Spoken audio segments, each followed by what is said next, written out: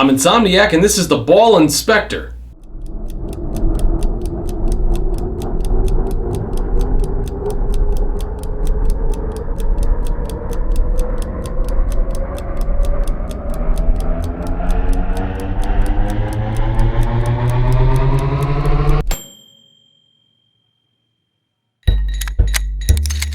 Who are you? Insomniac.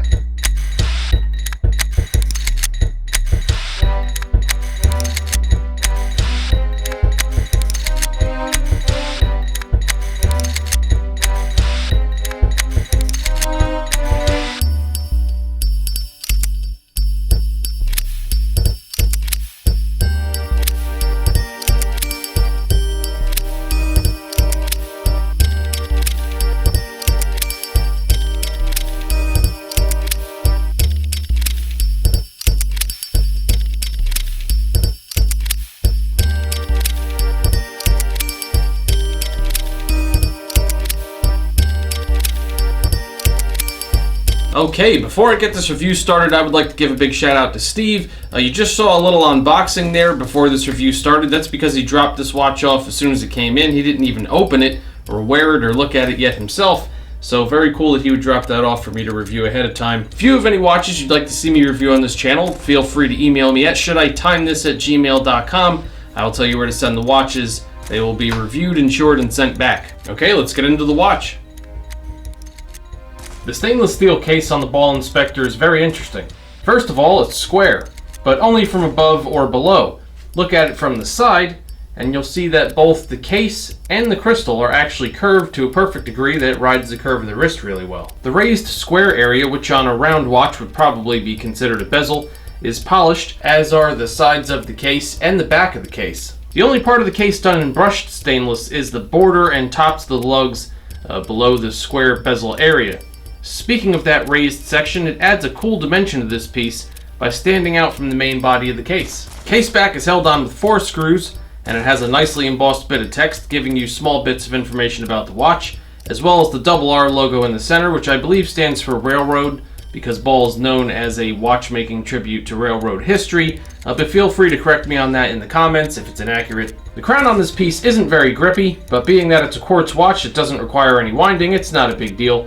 Aesthetically, it's perfect for this watch. Great size, slightly set into the side of the case, and has that double R logo nicely embossed into its face. The case is nice and slim at under 10 millimeters, and between that and the relatively small 35 by 35 footprint, it really looks and feels comfortable on my 7-inch wrist.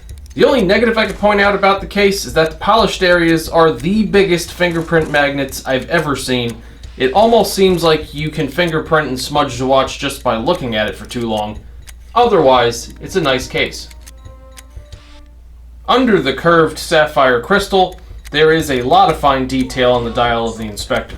Starting with the base of the dial, you have a beautifully textured silver surface with a cool semi-curved ripple pattern. What's really cool about this pattern is that the section of dial between each pair of hour indices has its own ripple pattern, which originates at the center of the dial and reaches to the outer edge between the 2 indices, making 12 identical patterns that all start at the center and ripple outward.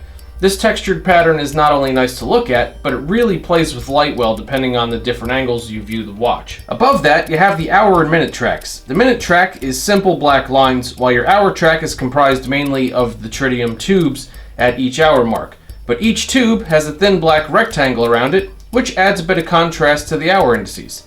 In addition to the tritium tubes and rectangles, you have nice applied numerals at 12, 3, 6, and 9. The text under the 12 and above the 6 is small and doesn't clutter the look of the dial, yet it's all surprisingly easy to read. You also have a date window at 4:30, which is a great size, and easy to read, although it's in a really odd position. I'm assuming that they went with this strange placement because if they would have put it at 3 or 9, they would have had to remove one of the applied numerals. It's not bad though. Lastly, we have the hands. All 3 hands are polished. Your second hand is a stick style with a large counterbalance and a small rectangular section towards the tip holding a small tritium tube. The minute and hour hands are broad, almost sword-shaped hands, each with a long tritium tube in the center and each ending with sharp points at the tips. Overall, the dial has a great look and quality to it and features a lot of great detail work. The only usable complication on this watch is the oddly placed date window at 4:30. Black numerals on a white disc, large and easy to read, but slightly off center in the window, with the numerals being closer to the outer edge of the dial. Overall though, tells you the date and it's easy to read, so no complaints here. One of the things Ball is known for is using tritium tubes in their watches, which for those of you who don't know anything about tritium tubes, they don't have to be charged to glow, they just glow all the time, permanently. You really can't ask for more when it comes to reliable legibility in the dark. Time at a glance on this watch is surprisingly good. You would think that with the silver hands on a silver dial, finding the time would be a bit slow, but the polished hands against the highly textured dial actually stand out quite well. And although the tritium tubes used for the hour markers don't have incredible contrast against the silver dial, the added black borders around each tube help those stand out as well. And of course the black minute track on a silver dial has great contrast. Add to that the pretty good hand length and pointy tips on all three hands, and finding the time on this watch is very simple.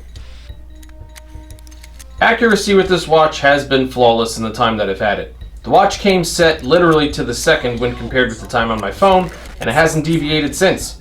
The only reason I'm making a slight deduction here is for the same reason that most quartz watches wind up losing a point or two: the look of the movement. The second hand not only doesn't stop in line with most of the indices along the minute track, but it also has a bit of springy, sloppy look to some of the stops. The bracelet on this watch is a mix of great and annoying. Let's start with the positives. First of all, it looks perfect with the watch.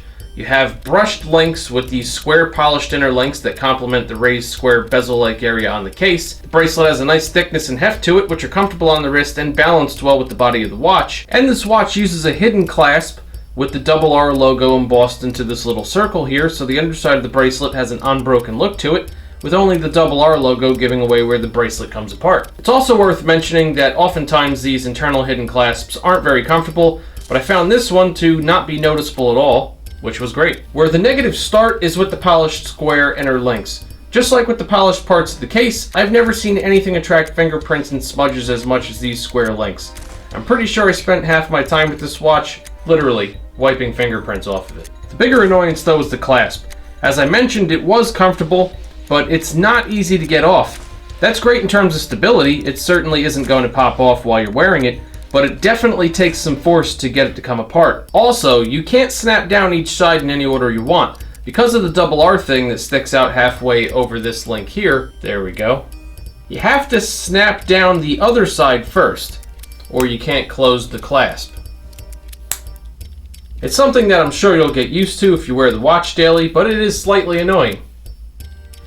As of the time of this review, this watch is for sale on one reputable site for $339. Now usually you hear me go through the same story with quartz watches, which is basically, it's a quartz watch, and you could find comparable watches of similar quality, even with mechanical movements, for the same money or less. But that's not really the case here. First of all, if you like the square aesthetic, the pool is already smaller in terms of watches that you have to choose from. And this is one of the few square watches that I've had here that I didn't actually think was at all gimmicky.